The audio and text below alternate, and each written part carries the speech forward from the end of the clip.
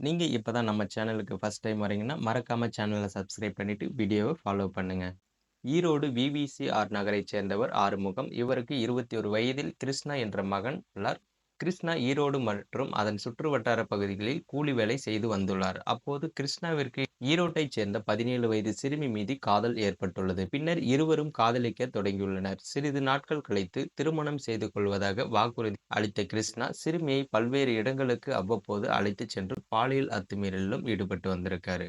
வழக்கம் போல் கடந்த மே 2ஆம் தேதி ஈரோடு பழைய பேருந்து நிலையத்திற்கு அருகில் உள்ள ஒரு பயன்பாடற்ற கட்டிடத்திற்கு கிருஷ்ணா சிறுமியை அழைத்துச் சென்றிருக்காரு. பின்னர் அந்த இடத்திற்கு வந்த கிருஷ்ணாவின் நண்பர்களான சந்தோஷ், மணிகண்டன், குகன் ஆகிய 3 பேரும் அந்த சிறுமியை கூட்டு பாலியல் வன்கொடுமையை செஞ்சிருக்காங்க. இவர்களிடமிருந்து தப்பித்து வீட்டிற்கு சென்ற சிறுமி இது குறித்து தனது பெற்றோரிடம் தெரிவிச்சிருக்காரு.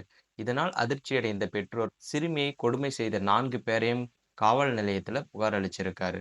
வழக்கை விசாரித்த காவல்துறையினர் 4வரின் மீதும் போக்சோ வழக்கு பதிவு செய்து அந்த 4 பேரையும் இப்ப சிறையில் அடைச்சிருக்காங்க. ஒரு சிறுமி காதலித்த நபர நம்பி பல்வேறு இடங்களுக்கு ஊர் சுற்றி இருக்காங்க. காதலன் பார்த்தீங்கன்னா, அவரோட நண்பர்களுக்கும் அந்த பெண்ணை இரையாக்கிய சம்பவம் அப்பகுதியில பெரும் பரபரப்பையும், சர்ச்சையும் ஏற்படுத்தியிருக்கு. மேலும் இது போன்ற வீடியோக்கள் உடனுக்குடன் தெரிஞ்சுக்க மறக்காம நம்ம சேனல சப்ஸ்கிரைப் பண்ணி தொடர்ந்து ஃபாலோ பண்ணுங்க.